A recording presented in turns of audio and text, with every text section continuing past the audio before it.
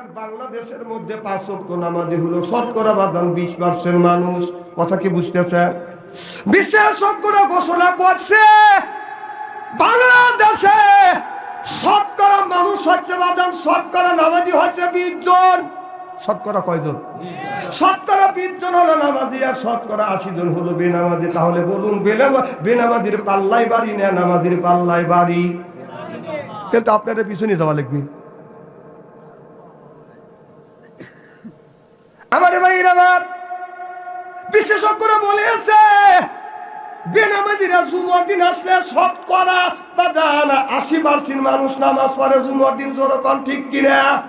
তাহলে জুমার দিন শুক্রবারে, আগামীকাল শুক্রবার আসবে, জুমাবার আসবে, ওই দিন বাদান শতকরা 80% বাদান নামাজ পড়বে, আর 20% মানুষ বাদান নামাজ পড়বে না। সবে বরাত আসলে বিশেষজ্ঞরা বললেছে সবে বরাত আসলে শতকরা 90% মানুষ বাদান সবে বরাতে মসজিদে নামাজ পড়তে যায়। জোরকান ঠিক কিনে? তাহলে সবে বরাতের দিনও শতকরা 90% নামাজি পাওয়া যায়, 10% নাই। আরে ঠিক ঠিক ঠিক, জোরকান ঠিক কিনা? আওয়াজ করে কলি কি হয়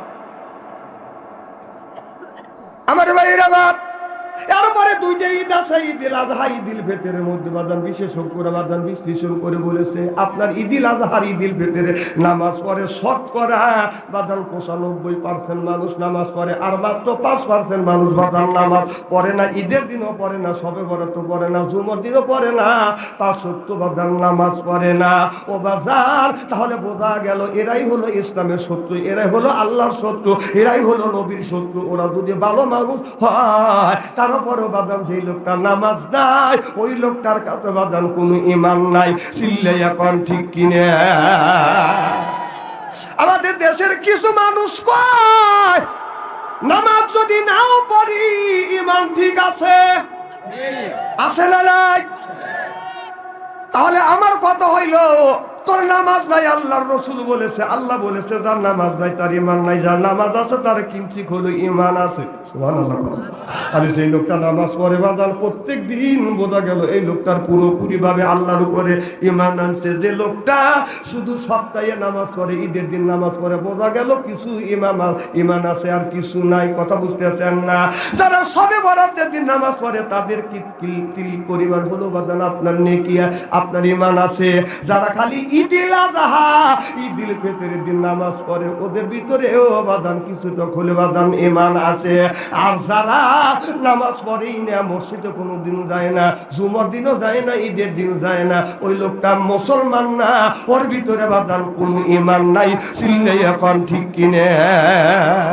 আপনারা কি আমার কথায় একমত? কি কোন একমত? খুব খারাপ লাগতেছে তাই না? এত রেতে মানুষ ডিস্টার্ব করে, মানুষ খারাপ দেখছে এরকম দেখে নাকি নামাজের সময়ও ঠিক দেয়।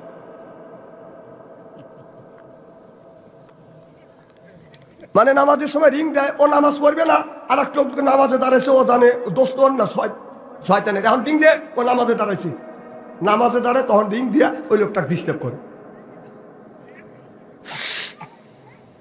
আমার ভাইরা, আমার এই যে রমজান মাস, এই সামনে নাকের ঢোকায় রমজান মাস শেষ হয়ে যাবে। আল্লাহ কোরআন কারীমের মধ্যে 80 থেকে 82 জায়গা বললেন ওয়াকিমুস সালাত, নামাজ কায়েম করো, অতু যাকাত আদায় করো, আর কুতিবা আলাইকুমুস সিয়াম, রমজান মাস আসছে রোজা রাখো। কথাটা কার? এই যে রমজান মাসের প্রথম রোজায় শতকরা আপনার 80% লোক বাদান রোজা রাখবে। কথা কি বুঝতেছেন? এরপরে 3 দিন যখন হয়ে যাবে বাদান আপনার কমতে বাদান আপনার 70% আসবে, 70% কমতে 20 রোজা যখন 5 পার দিবে বাদান শতকরা আপনার 5% মানুষ বাদান আপনার রোজা রাখবে। জোরকন ঠিক কিনে? শতকরা 5% মানুষ রোজা রাখবে, 99% মানুষ বেরোজগার। হ্যাঁ, না আপনার গ্রামে কয়টা লোক তারাবি নামাজ কয়জন পড়ে? আপনার হাতে কেউ ওয়াজ করেনি? না ভালোই না। আপনি কি চোখে দেখেন? প্রথম দিন মসজিদে আসে না, এদিক তাকান, প্রথম দিন মসজিদে আতে না, আর 8-10 দিন 15 দিন গেলে এক কাতরও পড়ে না। কি হলো? না না, আপনাদের কিরা, আপনাকে যুক্তি দেয়, আপনার কিরাম অনুসারে, আপনাদের কিরাম অনুসারে মসজিদ ছোট না বড়? সব গ্রাম অনুযায়ী মসজিদ ছোট না বড়? ছোট। গ্রামের প্রত্যেকটা মানুষ যদি শোনেন, প্রত্যেকটা মানুষ যদি জুমার দিন মসজিদে যাইতো, কমিটিরা তার পরের দিনই মিটিং করতো যে মসজিদের লোক ধরবে না, মসজিদ বড় করা লাগবে। এখন কি বুঝছেন ভাই? এখন ভাই বুঝছে লেটে। আমার ভাইরা, আমার মুসলমান ভাইরা, আপনার নামাজের দিন শতকরা আপনার 80% মানুষ রোজা রাখে না বাদান। আপনার যারা রোজা না রাখে 80% বেজদার বাদান, আপনার রোজদার ব্যক্তি বাদান পিছনের কাতারে বসে। আর যারা রোজদার বাদান তারা পিছনের কাতারে বসে। যারা রোজা রাখে না ওরা কিন্তু ঈদের দিনে যা বাদান আগে যায় নামাজ পড়ে বসে থাকে। আছে না নাই? আহা, এই যে রমজান মাস আসতেছে, কিছু লোক রোজা রাখবে না, রোজার বান ধরবে। আছে না নাই? আর গ্রামে গ্রামে স্টল আছে, এই স্টলে লাল পর্দা টানা দিবে, পর্দা টানা দিবে। ওই জায়গায় চা খাবে, বিড়ি খাবে, সেটা হলো আল্লাহর ওলিরে। কারা? আল্লাহর ওলিরে। যা দেখুন যে গ্রামের মধ্যে সবথেকে বড় ওলি যারা, ওরাই ওই চা স্টলে বসে চা খাচ্ছে আর বিড়ি খাচ্ছে। আপনি যদি কোন যে আপনি গ্রামের গণ্যমান্য লোক, আপনি এরকম করে চা খাচ্ছেন, অথচ বাইরে করে রোজার বান ধরে যে আপনি এই কাজ করলে তাহলে পাবলিক কি করবে? তখন ইরে মা রে, গেছি রে, আমার পেটে গ্যাস্ট্রিক। না না, তোমার যদি গ্যাস্ট্রিক হয় তাহলে তুমি বিড়ি টানো কে? না না, তোমার যদি গ্যাস্ট্রিক হয় ডোকে চা খাও কে? এর মানে হলো তুমি রোজা রাখবে না, রোজার বান ধরছ। এইরকম লোক আছে না নাই?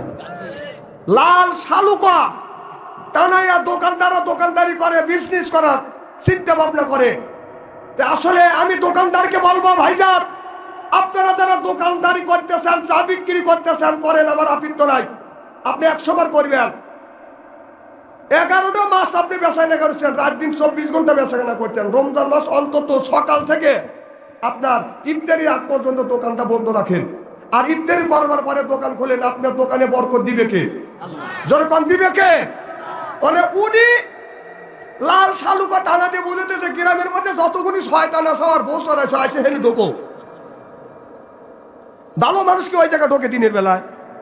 আর কথা কবিন রে, চিন্তা করতেছে হুজুর করতেছে হুদি বিপদে পড়ুক, আর আমরা কয় বিপদে পড়বো কে? তাহলে রোজা রাখবো। যেরকম আমার ভাইরা, রোজার দিকে আমি যেতে চাই না। রোজার কথা বললে অনেক মানুষ রাগ করে, আমি রোজা রাখি বা না রাখি, তাহলে আমি রোজা রাখি বা না রাখি তোর কি? তাই তো আমি রোজার কথা কেন বলবো? তবে আমার দায়িত্ব হলো, আল্লাহ বললেন কুতিবা আলাইকুমুস সিয়াম, তোমরা রমজান মাসে রোজা রাখবে। এ কথা কার? আল্লাহ প্রত্যেকটা মানুষকে বাদান, আপনার প্রত্যেকটা মানুষের উপরে রমজান মাসে রোজা বাদান ফরজ করে দিয়েছে। আল্লাহ কয় বান্দারে,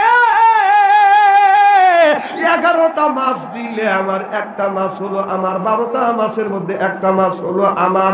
আল্লাহ বলে তোমাদের টাকার যাকাত আছে, এরপরে সোনার যাকাত আছে, আপনার দানের ওসর আছে, আপনার শরীরের যাকাত হলো বাদান রোজা।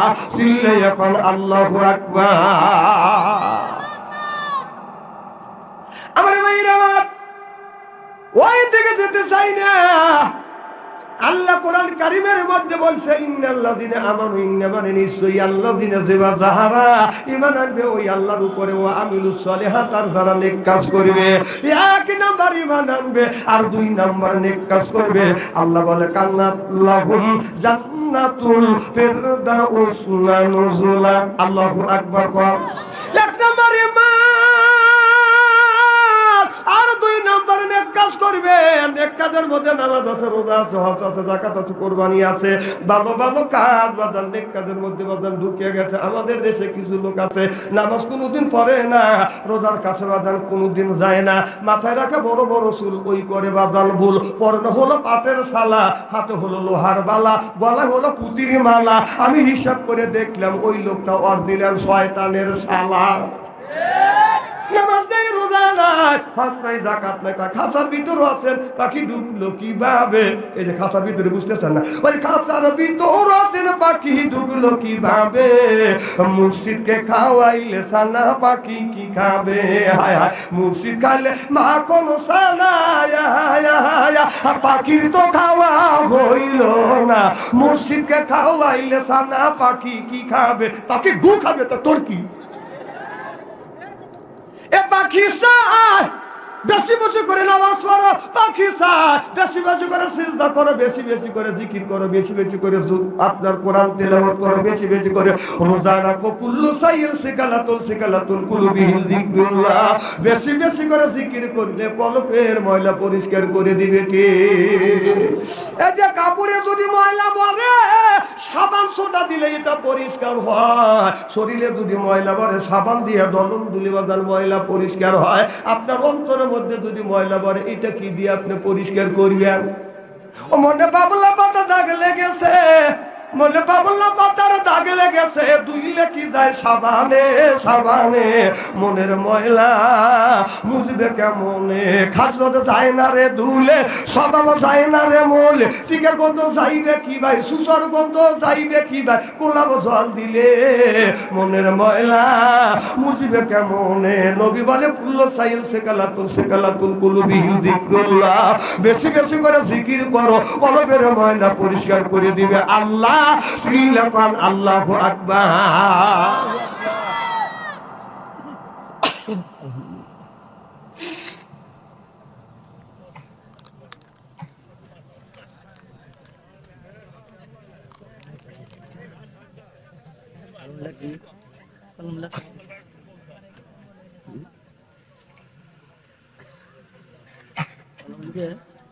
মারহাবা একটু জোরে কর। আমার ভাইরা ভালো করে লক্ষ্য করে শুনুন ও বাজার। তাহলে আল্লাহ নামাজের কথায় 80 থেকে 82 জায়গা, আমার কথা কি বুঝতেছেন? জাকাতের কথা বাদান 30 জায়গা, কুতিবা আলাইকুম সিয়াম, রমজান মাসে রোজার কথা আল্লাহ 1 থেকে 2 জায়গা ইঙ্গিত দিয়েছে। আর কান্নার কথা আল্লাহ বলেছে ফালিয়া দাহাকু কলিলা ওয়ালিয়াকু কাসীরা। আল্লাহ কয় বান্দা বেশি বেশি করে কান্দো, কম কম করে হাসো। কাঁদলে গুনাহ মাফ হয়, কাঁদলে মওলা রাজি হয়, হাসলে পারে বাদান হাতের বেদি ভালো হয়। সুবহানাল্লাহ একটু জোরে কর।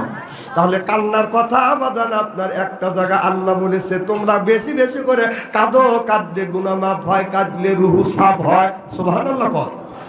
আমার ভাইরা আমার, আর দিন প্রতিষ্ঠিত করবার কথা এই আল্লাহর জমিনে, দিন প্রতিষ্ঠিত করবার কথা আল্লাহ ডাইরেক্ট বলেছে। 500 টাকা দিন আপনার দিন প্রতিষ্ঠিত করবার কথা বলছে, ইনডাইরেক্ট 403 টাকা বলেছে। তাহলে ডাইরেক্ট ইনডাইরেক্ট দিন প্রতিষ্ঠিতর কথা আল্লাহ 903 জায়গা বলেছে। চিল্লাইয়া কর মারহাবা। আল্লাহ কোরআন কারীমের মধ্যে বলেন ওয়াজআলনা লিল মুত্তাকিনা ইমামা, একটা নেককার একটা পরহেজগার ইমাম বানাও। ওয়াজআলনা আয় আল্লাহ আমরা কি বানাবো? ওয়াজআলনা আয় আল্লাহ লিল মুত্তাকিনা ইমামা, একটা নেককার ও পরহেজগার ইমাম বানাও। এ কথা কার? আল্লাহ কোন ইমামের কথা বলল? আপনাদের মসজিদের ইমামের কথা বলছি। কোন ইমাম? আল্লাহ বললেন তোমার যে বাড়ি আছে, বাড়ির তুমি যে একজন মানুষ আছে, একজন প্রধান আছে, এইটা হলো বাদান ইমাম, এইটা হলো বাদান একটা নেতা। নেতা না হলে বাদান ইমাম না হলে বাড়িতে বাদান চলে না। সেই ইমামটা হলো আপনাদের ওয়ার্ডের ইমাম, সেইটা হলো মেম্বার। আপনার ইউনিয়নের ইমাম সেইটা হলো চেয়ারম্যান। থানার ইমাম সেইটা হলো বাদান এমপি। আর রাষ্ট্র ইমাম সেইটা হলো প্রধানমন্ত্রী। ওয়াজআলনা লিল মুত্তাকিনা ইমামা, এ কথা কার? যখন কথা কার? না না, আমাদের মোল্লাকার উপরে আয়াত আল্লাহ নাযিল করলো না, এটা কথা কইতেছিল। আয়াত নাযিল করছে কার উপর? আল্লাহ নাযিল করছে 1450 বছর আগে, যে তোমরা ইমাম বানাও। সেটা হলো তোমার বাড়ির ইমাম, সেটা হলো তোমার ওয়ার্ডের ইমাম, সেইটা হলো মেম্বার। ইউনিয়নের ইমাম চেয়ারম্যান, থানার ইমাম এমপি, রাষ্ট্রীয় ইমাম প্রধানমন্ত্রী। 16 বছর সেই ইমাম আমরা বানাতে পারি নাই। যখন ঠিক কিনা? সেই ইমাম যদি বানাতে গেছি ভোটের মাধ্যমে, সেই ইমাম বানাইতে হবে। সেই ইমাম আমরা বানাইতে পারি নাই। ভোট দিতে গেলে রাতের ভোট, দিনের ভোট রাতেও আসছে। এ কথাটা বললি কয় হুজুররা রাজনীতি করে। আমি কি আপনাদের এলাকা মহিলা মাঠে দাঁড়াবো? কথা বলছে কে? আল্লাহ যদি না বলতো আমি জীবনে বলতাম না, আল্লাহ বলছে দেখে বলতেছি। আমার এলাকায় এক বুড়া ভোট দিবে যাচ্ছে, কয় কোথায় যাচ্ছে, কয় জীবনের শেষ একটা ভোট দিয়ে আসি। যায় দেখে, ও চাচা তোমার ভোট হয়ে গেছে। কয় কও কি বাপু, কখন হয়েছে? কয় রাতে। কয় ভোট না দিনে হয়? কয় এই সরকারের সময় ভোট রাতেই হয়। আমার কথা কি বুঝতেছে? বলতে চাচা আপনি বাড়ির তাড়াতাড়ি যান, চাষি আমার বলেন না, চাষি আম্মাও জানে আসেন। কয় কে? কাকা চাষি আম্মার ভোটও হয়ে গেছে। কয় কও কি বাবু, তোমার চাষি আম্মা 6 মাস আগে মারা গেল, আছে ভোট দিয়ে গেল, আমার সাথে দেখা করলো নাকি? এই কয় চাষা চিল্লে পাল্লা শুরু করে দিছে গড়াগড়ি করে। জনগণ জড়ো হয়ে গেছে। পুলিশ এসে কয় চাষা কি হয়েছে? কয় তোমরা কে? কয় আমরা পুলিশ। কয় তোমরা আমার বিচার দিতে পারবে না? কয় আমরা আইনের লোক, আমরা যদি বিচার না দিই বিচার দিবে কি? কয় চাষা বাবা তাহলে শোনো, 6 মাস আগে আমার বউ মারা গেছে, আইসে ভোট দিলে আমার সাথে দেখা করলো নাকি? ওরা ভোট রাত দিনের ভোট রাইতে চিন্তাই করে নিয়ে সকালবেলা কাজে খুব সুস্থ ইলেকশন হয়েছে, পশুর ভোট। কি ভোট? কথা কয় না, কি ভোট? আপনাদের মানে দুর্বলতা এতই খারাপ। হ্যাঁ, জনগণ কি ভোট? এক একজন লোক 7টা 10টা 15টা 20টা করে ভোট দিছে না? হাজি সাহেবের নাম কি? আচ্ছা, আব্দুল জব্বার হাজি সাহেব। এনার ভোট যদি দিতে যায় তাহলে আর বাবার নাম লাগবে? কথা কয় না, লাগবে না? আপনার আব্বার নাম কি? ইনসাফ আলী। এখন যদি বলে যে মানে হাজি সাহেবের ভোট দিতে গেল, যে বললে নাম কি? আব্দুল জব্বার, আর তোমার আব্বার নাম ইনসাফ আলী, তাহলে হাজি সাহেবের ভোট দিলে ইনসাফ আলী তোমার বাপ হলো, তাহলে হাজি সাহেব তুমি হইলে, তাহলে তুই কি করলি? তুই কি করলি? তাহলে ইনসাফ আলীকে তো জন্মাইছে। কথা কয় না, কথা কয় না। বাপের কাছে যা কয়, আব্বা আমি 10টা ভোট দিছি, তাহলে ওর বাপ জানে যে 10টা ভোট দিতে গেলে নিশ্চয়ই ওর বাবার নাম ঘুরেছে। কথা কন, তাহলে ওর বাপ কি 10টা নাই একটা? যে অন্য মানুষের ভোট দেয়, বাবার নাম ঘুরাইয়া, ও বাবা আমার বৈধ সন্তান না, অবশ্যই অবৈধ সন্তান।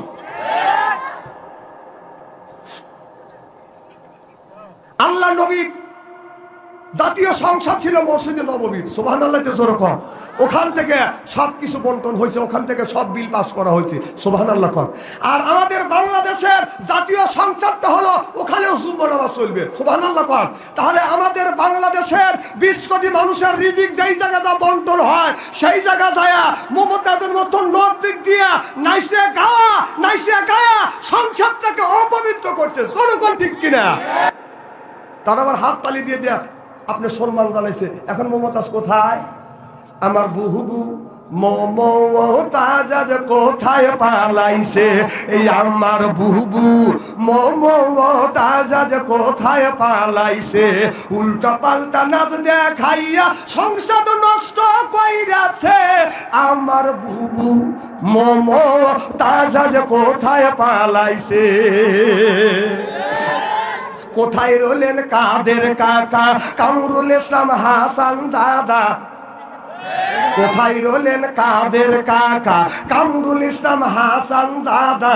আই আবু সাইদের রক্ত নিয়া হুলি খেলেছে, ওই ছাত্রদের ওই রক্ত নিয়া হুলি খেলেছে। আমার বুবু মমতাজ কোথায় পালাইছে? কোথায় সাবেক প্রধানমন্ত্রী? তোমার কথা কি যে বলি, দলের মানুষকে ফেলে রেখে দিল্লি পালাইছে। ওই দলের মানুষকে ফেলে রেখে দিল্লি পালাইছে। আমার বুবু মমতাজ কোথায় পালাইছে? চিল্লাখন ঠিক কিনে? পৃথিবীর ভিতরে 800 বছর আগে রোম পারস্যের বাদশা 2 জন বাদান রাতের বেলা বাদান পলা গেছে।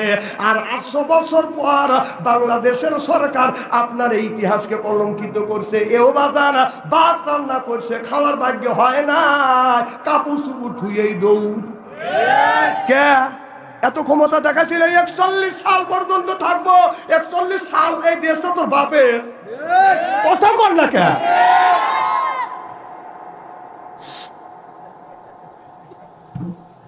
এই যে গাভী গরু দেখছেন না? গাভী গরু যখন বাচ্চা দেয়, মা যখন খোল ভুসি দেয়, খোল ভুসি খাওয়ার বাচ্চা যখন একটু নড়াচড়া করে, দৌড়াইছে মা বাছুরের গালটা চাটে আর কয় আমি তোর মা আছি, ভয় নাই। সুবহানাল্লাহ জোরে কয়। আর এমন মা বানাইছে সেই মা তোকারে সাগরে ভাষা থুইয়া দিল্লি মামুর বাড়িতে পার হইছি। তারপরে এনে বসে মা আসবে, মা আসবে, তোর মা মরবে লেগে আছে। তোর মা যতগুলি হাজার হাজার মানুষ মারছে, তোর মায়ের যদি ফাঁসি যদি কম করে হয় তাও তো ৩,৫০০ বার ফাঁসি হবে। তোর মা মরবে লেগে আসবে, তোর মা তোকারে গুড়ি খাওয়াইবে। ওনা জানে যে আমি তো বাংলার জমিনে যাইতেই পারবো না, জীবনের রাজনীতি শেষ, ১৪ গোষ্ঠীর রাজনীতি শেষ। ও চিন্তা করতেছে যে আমাদের কিছু পাগল আছে, ওরা তো দেশ লুইতে বুইতে খাইছে। এই দিনই মাঝে মধ্যে খালি হুমকি দিবে যে আবার নাকি এই যে ২৪ তারিখে মিলে আসবে। কারণ ২৪ তারিখে আসবে, যেগুলি আপনার কোনাকাঞ্চিত পলা আছে যে ওপেন হবে, ওবে করে ওয়াটে ওয়াটে বাইরে লাটা ভালা দিবি। তোর মা তালে আছে তোকে মারবে লেগে, জানিস তোর মা জীবনে আসবে, তোর মা ওখান থেকে আপনার বিবৃতি দিবে, তোমরা ঝাপা নেমে ভালো, এর মানে বারাবিতে বাইরে একবারে কাজ করে ভালো দিবে। কথা ক বিশ্বাস যদি না হয় যা এদিক দেখান। আমি কি কারো নাম ধরে করতেছি নাকি? খুব খারাপ লাগতেছে নাকি? আহা, এজন্যই অত ক্ষমতা নিয়ে বড়াই করে না। তুমি বাংলাদেশের জনগণের হক নষ্ট করছো। আবার মাঝে মধ্যে খেলা হবে, খেলা হবে, হ্যাঁ ফাইনাল খেলা আছে ভাই, বলছে ফাইনাল খেলা। ও বাবা, দেশের মানুষ খেলার জন্য যখন রেডি, টাকা দেখা যাচ্ছে পেলো আর নাই, পেলো আর বলাইছে শালা আবার দাড়ি কেটে বলেছি। আচ্ছা এই শোনেন, বাংলাদেশের বিএনপি আর জামাতের উপরে যত নির্যাতন হয়েছে, বেশিরভাগ আলেম ওলামার উপরে যত নির্যাতন করা হয়েছে, আপনারা কি কেউ কি বলতে পারবেন একজন আলেম ওলামা দাড়ি কেটে বলেছে? তোমরাই বললে খেলা হবে, খেলা হবে, খেলার লেগে বাঙালি রেডি, বলেছে দাড়ি কেটে বলেছে। কথা কও, তোমরা আমাদের বলো মৌলবাদ। মৌলবাদ কাকে বলে? যারা মূলের উপর বিশ্বাস করে তারা হলো মৌলবাদ। যারা নামাজ পড়ে, রোজা রাখে, হজ করে, যাকাত দেয়, কোরবানি করে, তারাই হলো মৌলবাদ। সুবহানাল্লাহ দিয়ে জোরে কর। তাহলে আপনারা নামাজ পড়েন কিনা? কথা কন। রোজা রাখেন কিনা? কোরআন পড়েন কিনা? আল্লাহকে বিশ্বাস করেন কিনা? নবীকে মানেন কিনা? তাহলে আল্লাহকে যদি মানেন, নবীকে যদি মানেন, কোরআন যদি পড়েন, নামাজ যদি পড়েন, হজ যদি করেন, তাহলে আপনারা মৌলবাদ। যে নামাজ পড়ে না ও মৌলবাদ না, ওলা আগাবাদ। মৌলবাদ সম্পর্কে বোঝো, ফস করে আমার কাছে মৌলবাদ, আর তোরা আগাবাদ। তোর মা এক জায়গা, তোরা এক জায়গা, যাবে করতেছিস না। যেগুলির মুখে দাড়ি ছিল না, ওরা তো এখন দাড়ি রেখে দরবে সাজছে, আর সাথে দাঁড়িয়ে ছিল ওরা দাড়ি কেটে মাখুন দশাচ্ছে। যান দেখেন, ওই দলের যতগুলি লোক আছে, যেগুলির মুখে দাঁড়িয়ে ছিল, একটা লোকের মুখে দাঁড়িয়ে নেই, কাইটে মাখুন দশাচ্ছে, তাদের ধরতে না পারে। আর যেগুলির মুখে দাড়ি ছিল না, ওরা এখন মুরব্বী হয়ে গেছে, দরবের বাবা হয়ে গেছে। ওরা বিশ্বাস করবেন না, ওদের রাজনীতিটা হচ্ছে কোরআনের রাজনীতি না, আল্লাহর রাজনীতি না, রসুলের রাজনীতি না। ওদের রাজনীতিটা হচ্ছে হলো হিংসাপরায়ণ রাজনীতি, প্রতিশোধ নেওয়া রাজনীতি। বঙ্গবন্ধু শেখ মুজিবুর দেশের জন্য কম করে নাই, ভালো কিছু করছে, তার ইতিহাসটাকে নষ্ট করে বলছে এই কুলাঙ্গা। জনগণ ঠিক কিনা? সেই তারা সে মাফ করে দিছিল। হে আপনার 52 বছর পরে এসে ভালো ভালো মানুষের জেলের মধ্যে ঢুকো ফাঁসি দিয়ে মারছে। না না না করার কথা আমি বলবোই না, থাক।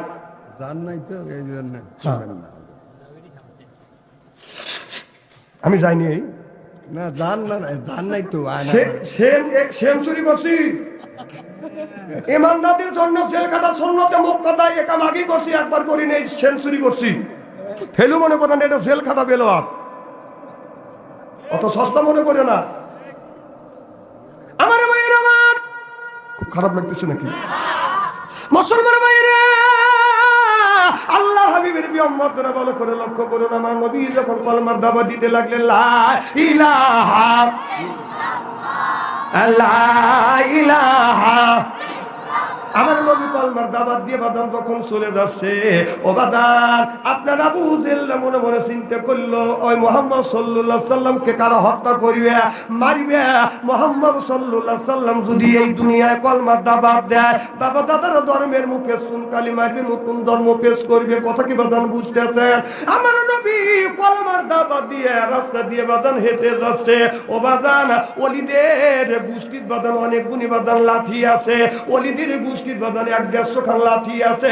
ওদের দিলের মানুষ চিন্তা করলেন, এখন যদি মোহাম্মদকে যদি আমরা মারি 100টা লাল উট আমাদের পুরস্কার দিবে, আর 100টা যদি লাল উট দেয় একটা একটা করে আমরা উট নেবো। লাল উটের দাম আছে, মনে করেন ওই জামানার ওই সময় একটা লাল উট আর এই জামানার আমাদের দেশের একটা মাইকো।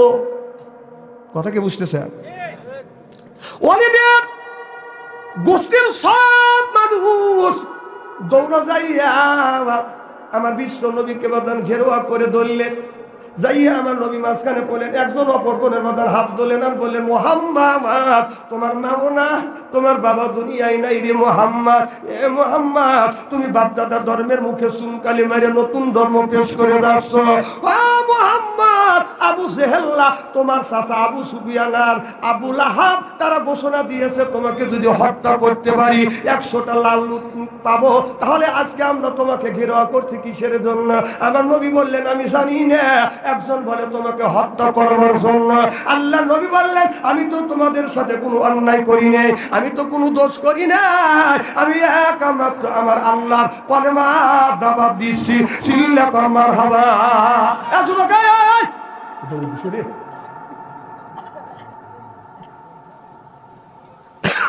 খুব খারাপ লাগতেছে, চলবে তো? এভাবে যদি কোনটা খানি আলোচনা করি শোনার জন্য রাজি আসা? হাত তুলে দেখান তো দেখি, রাগ করবেন কারা কারা? না না, আপনাদের মন মানসিকতা খুব ভালো আছে। যারা হাত তুলছেন হুজুর তুলছে তাই, আর যারা তোলেন নাই বুঝে তোলেন নাই, ওদের দুই দলই ঠিক আছে।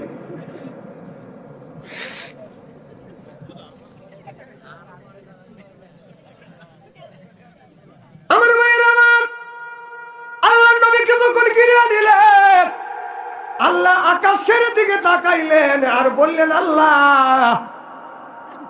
আমাকে হত্যা করবার জন্য ওরা গিরিয়ে নিছে, আমার তো কোনো লোক নাই। আমার চাচা আবু লাহাব আবু সুফিয়ান ঘোষণা দিছে, আবু জেহেলের সাথে তারা একত্রিত ঘোষণা করছে। আবু জেহেল কিন্তু নবীর আপন চাচা না, আপনার গোষ্ঠীর চাচা হয়, আপন চাচা না। নবীর বাপ চাচারা ছিল বাদান আপনার আব্বাই, আর নবীর আব্বা হলো সবচাইতে বাদান ছোট। আল্লাহর কাছে বলে, আল্লাহ আমার মাও নাই, আমার বাবাও নাই, আমাকে এখানে হত্যা করবে। আল্লাহ তুমি যদি রক্ষা না করো, কে আমাকে রক্ষা করবে? অম্মি জিবরাইল আলাইহিস সালাম এসে হাজির হয়ে গেলেন। মুহাম্মদ হাই গিবনা গোপ্তা তানা গোপ্তা জিবরাইল, জিবরাইল হাই গিবনা গোপ্তা তানা গোপ্তা রব্বুল জলিল। সিল্লায়া কর মারহাবা। জিবরাইল আলাইহিস সালাম বলে, ইয়া রাসূলুল্লাহ, ইয়া হাবিবাল্লাহ, আপনি চিন্তা করেন না, আপনি যখন আল্লাহর উপরে ভরসাশীল আছেন, আমার আল্লাহ আপনাকে হেফাজত করবে। আল্লাহ আল্লাহ মিকুনা শামসু কামা, আল্লাহ আল্লাহ মিকুনা আরদু জামা, আনতুম আওলানা বাসতুম মুসলিম কিসানা হায়, আনতুম আওলানা বাসতুম মুসলিম হতা কাম হয়। সিল্লায়া কর মারহাবা। আমার ভাইয়ের আমার নবীকে যখন ঘিরে দিছে, জিবরাইল আলাইহিস সালাম আমার নবীর সাহস দিচ্ছে, নবী গো আপনি চিন্তা করেন না। দক্ষিণ দিকে ছায়া দেখেন, দক্ষিণ দিকে ছায়া দেখে মধুবল্লার শাক বাজার উড়িয়ে আসতেছে। মধুবল্লার শাক দেখছেন? এই মধুবল্লার শাকে জাগ ধরে যখন আসতেছে, আমার নবী বলে, জিবরাইল এটা তো মধুবল্লা। এবার আল্লাহর ফেরেশতা জিবরাইল আলাইহিস সালাম বলে, নবী গো এটা মধুবল্লা ঠিক, কিন্তু এইটাই হলো আজকে আপনার সৈনিক। সিল্লায়া কর মারহাবা। নবীজি কিছু করতে হবে না, আপনি শুধু ছায়া থেকে দেখেন। এবার মধুবল্লা আসি আর কাউরে ধরল না বাদান। যে কয়েকজন মানুষ উটের লোভে বাদান নবীকে হত্যা করবার জন্য আসছে, এক একটা মানুষকে বাদান মনে করেন 200 টাকা বাদান মধুবল্লা ধরছে, যেটাকে ধরছে ওইটাই সিকুর গড়াগড়ি করিয়া। সুবহানাল্লাহ, একটু জোরে কর। আমার নবী জিবরাইল আলাইহিস সালাম নবীর দিকে ছায়া আছে, আর নবী ওই দৃশ্য দেখে আল্লাহর নবী বাদান মুস্কি মুস্কি হাসতেছে। জিবরাইল আলাইহিস সালাম বলে, ইয়া রাসূলুল্লাহ, ইয়া হাবিবাল্লাহ, ও নবীজি যার কেউ নাই তার আল্লাহ আছে। দেখেন আল্লাহ কেমন করে মধুবল্লা দিয়া আপনার শত্রুকে দুনিয়ার থেকে এখান থেকে তাদেরকে আপনার হটাইয়া দিল। সিল্লায়া কর মারহাবা। বললো যখন কামড়াইছি বাদাম এই ওতবা আপনার মুগিরা কি করছে বললো তখন কামড়েছে মুখ ফুলে এইরকম হয়েছে কথা বুঝতেছেন না এরপরে এক একটা হাত এইরকম হয়েছে পা এইরকম হয়েছে শরীরের কোনো জায়গা নাই মনে হয় কামড়াই নাই চোখ তলে পড়ে গেছে গোস্ত হয়েছে আবু জেহেলের কাছে গেছে যা ডাক দিছে নেতা সাহেব আবু জেহেল কাছে এসে দেখে ও মা কথা বুঝতেছেন না মানে যার দিকেই তাকা সেই দিকে তাকা দেখা যায় এক একটা লোকের মুখ ফুলে এইরকম হয়েছে কবা মা কি হয়েছে আমরা মুহাম্মদ সাল্লাল্লাহু আলাইহি সাল্লামকে হত্যা করবার জন্য যখন ঘেরাও করে ধরেছি এক জাক মধু বল্লা আসিয়া আমাদের এমন কামড়াইছে এমন কামড়াইছে আমরা ওই মাঠের মধ্যে টিকতে পারি না আমরা সবাই জান লিয়া কোন রকম পালাইয়া আসি চিল্লে এখন আল্লাহু আকবার আপনি কি মনে করছেন আপনি তো 100 বছর চাইছিলেন যে 100 বছর বাংলাদেশে ক্ষমতায় থাকবো আপনাকে এই ছাত্ররা শুধু হারাই নাই জনগণ শুধু হারাই নাই আপনাকে আপনি হারছেন আপনার দোষে বাংলাদেশের আলেম ওলামার উপরে নির্যাতন করছেন নিপীড়ন করছেন ভালো ভালো আলেমকে ধরে জেলের মধ্যে ঢুকিয়ে ফাঁসি দিয়ে হত্যা করেছেন আল্লাহর গজবে আপনি সব কিছু রাখে মামার বাড়ি যা পার হচ্ছেন জনগণ ঠিক কিনা এসব ইতিহাস পড়েন নাই যে নবীকে বাঁচাইছে মধুবল্লা দিয়ে সুবহানাল্লাহ এটা জোরে কর এখান থেকে শিক্ষা নেও এই যে দেশের যে অবস্থা একদিনে পার্লামেন্টের 313 জন মেম্বার 313 জন এমপি আর ঊর্ধ্বতম কর্মকর্তারা এক রাজ্যের মধ্যে সব পালিয়ে গেছে তারপরেও দেশ কোনো কিছু হলে দেশ আরো ভালো আছে সুবহানাল্লাহ কর এ দেশ তো শেষ হওয়ার কথা যে দেশের গার্জিয়ানই নাই 313 জন পার্লামেন্ট মেম্বার ঊর্ধ্বতম কর্মকর্তারা এক রাতে পালা গেছে দেশের কি থাকার কথা কিছুই তো থাকার কথা না দেশ এখনো ভালো আছে হ্যাঁ একটু সমস্যা হওয়া স্বাভাবিক কারণ নির্বাচিত সরকার না আসলে তো আপনার দেশ সঠিকভাবে শাসন করতে পারবে না আর তাদেরকে এত ক্ষমতাও তো দেওয়া হয় নাকি আমার কথা কি বুঝতেছেন এই জন্যই যাই করেন উপরে একজন আল্লাহ আছে না নাই আমার ভাইয়ের আমার আবু জেহেলের কাছে যাইয়া আবু জেহেলকে বলল আবু জেহেল মুহাম্মদ সাল্লাল্লাহু আলাইহি সাল্লামকে আমরা মারতে গেছি কিন্তু বল্লা দিয়ে আমাদের হটা দিছি সুবহানাল্লাহ এবার আবু জেহেল চিন্তা করলো পার্লামেন্টের জাতীয় সংসদ সদস্যদেরকে নিয়ে বলল কি করা যায় মুহাম্মদকে কি করা যায় তাহলে মুহাম্মদকে আপনার লা তাসমাউ লিহাযাল কোরআনি ওয়ালগাউ ফি এই কোরআন চলতেও দেওয়া যাবে না বলতেও দেওয়া যাবে না এটা হলো আবু জেহেলের চক্রান্ত ঠিক আবু জেহেল যা করেছিল 16টা বছর এই কোরআন আমাদের চলতেও দেয় না কোরআনটা বলতেও দেয় না মাহফিল থেকে অপমান করে আমাদের মাহফিল থেকে বাদান নামিয়ে দিয়েছে জনগণ ঠিক কিনে আবু জেহেল বলেছিল লা তাসমাউ লিহাযাল কোরআনি ওয়ালগাউ ফি এই কোরআন বলতেও দেওয়া যাবে না চলতেও দেওয়া যাবে না 16টা বছর এই কোরআন বলতেও দেয় নাই চলতেও দেয় নাই জনগণ ঠিক কিনা আপনারা কি দেখেন নাই এই আপনাদের এলাকায় মাহফিলে এসে আমাদের অপমান করে তারা দিছে আবার আমাকে বলছে কি ঠ্যাং কেটে হাতে ধরা দেবো না তখন তুমি আমার ঠ্যাং কেটে হাতে ধরা দিবে চাইছিলে এখন সোনামণির দাড়ি এখন তো ফাঁকে দাড়ি দেখছে হ্যাঁ না শুন না তুই যদি বাপের বেটা থাকে দেখো রায় আর আমরা বাপের বেটা তখনও ছিলাম এখনো থাকবো ভবিষ্যতেও থাকবো তুই আর বাপের সাহস পাচ্ছিলি শক্তি পাচ্ছিলি মার সাহস পাচ্ছিলি মা এখন তো চলে গেছে তুই যদি এক মায়ের বেটা হওয়া থাকে তুই মায়ের দুধ খাওয়া থাকে কেমন আছে মাইক্রোফোন কাটিয়ে আসো আচ্ছা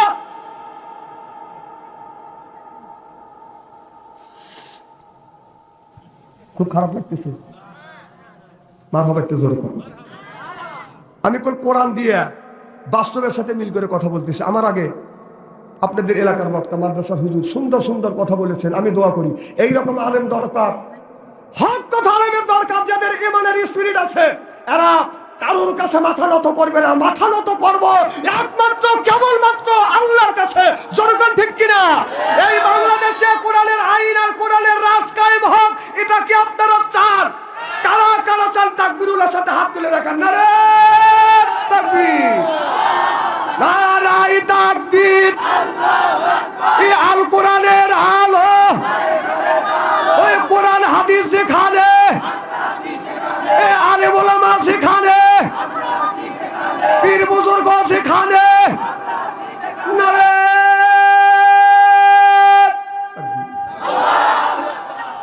বাজার